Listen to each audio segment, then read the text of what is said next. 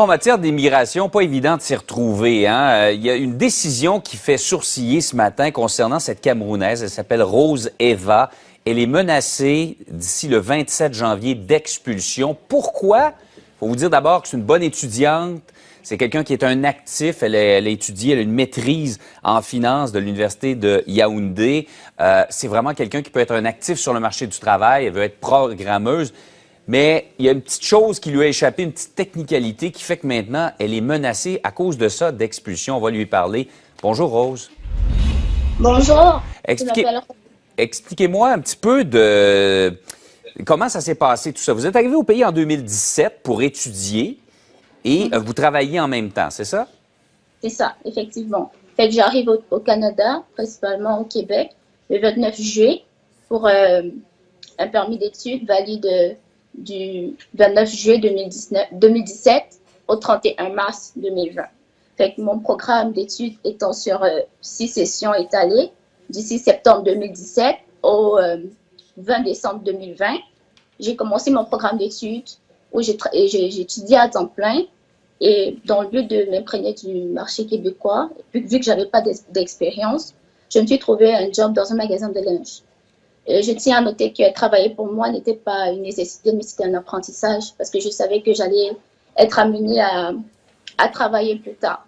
Fait que mes études étaient censées finir ce 20 décembre, justement, mais moi j'ai fini le 17 septembre. Fait que courant décembre, justement, je me suis rendue à la frontière pour établir mon permis post-diplôme.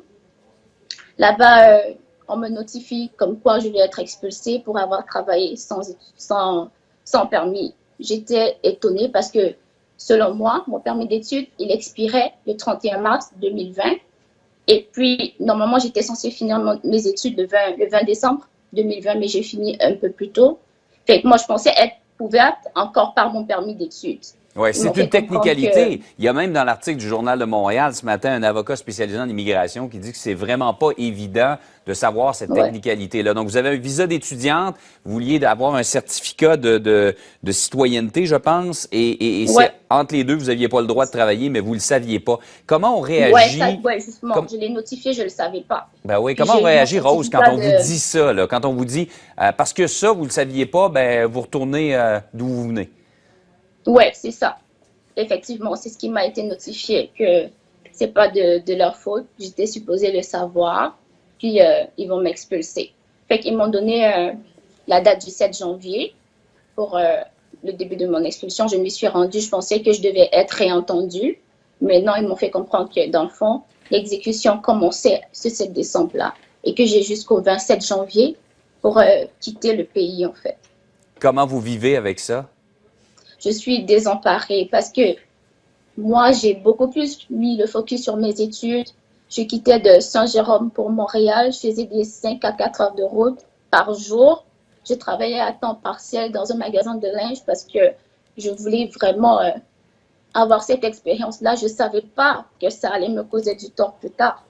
Je ne savais pas. Je suis vraiment... un investissement a été fait. J'ai perdu mon papa à l'âge de 20 ans. Ma maman, suite au décès, a réuni les fonds pour me faire venir ici, un montant de 44 000 $.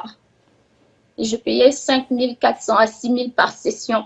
Un programme que j'ai validé avec succès. Je n'ai pas obtenu moins de 80 dans mes moyennes. Je ne savais pas qu'en continuant un job que j'avais commencé en 2018, ça allait me poser un problème. Ouais. Ma famille est ici, j'ai ma soeur qui me soutient, mon beau-frère, mes neveux, ma maman est malade. Vous avez des liens avec notre société, vous avez de la famille ici, vous parlez français, vous êtes qualifié, vous avez étudié, vous êtes bonne à l'école. Pour vous dire, je reçois des messages des entreprises dans mon LinkedIn qui veulent m'embaucher, mais je n'ai pas le courage de leur dire que je suis sous le coup d'une expulsion. Parce que c'est justement pour ça que je suis allée à la frontière, parce que je savais qu'avec mon permis post-diplôme, je pourrais aller travailler à temps plein. Mais là, je fais que recevoir des messages et tout, j'arrive pas à répondre.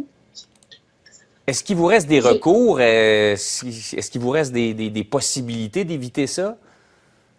Malheureusement, selon l'immigration, non. Mais j'ai essayé d'entamer certaines procédures avec l'avocat, mais nous sommes vraiment les mains liées parce qu'ils disent que le, le délit est là, j'ai travaillé sans autorisation. C'est pas la seule personne vraiment qui peut renverser cette décision, selon moi, c'est le ministre de l'Immigration. C'est tout. On en appelle au ministre de l'Immigration afin que le bon sens prévaille. Vous avez vraiment fait tout dans les normes. Vous avez juste une technicalité dont vous n'étiez pas au courant, que vous n'avez pas respectée. Et je suis désolée, j'ai fauté à ce point. J'ai pas forcément eu la bonne information parce que je focusais juste sur mes études.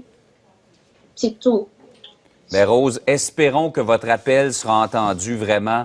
On souhaite de tout cœur vous garder comme concitoyenne, que vous puissiez faire votre vie ici, être un actif pour notre société. On le dit, on a besoin de gens de l'extérieur pour venir occuper des emplois au Québec et là, on perdrait quelqu'un comme vous. Je vous souhaite de tout cœur que ça fonctionne et que le ministre entende raison. Merci beaucoup, Rose. C'est moi qui vous remercie. Merci, au revoir.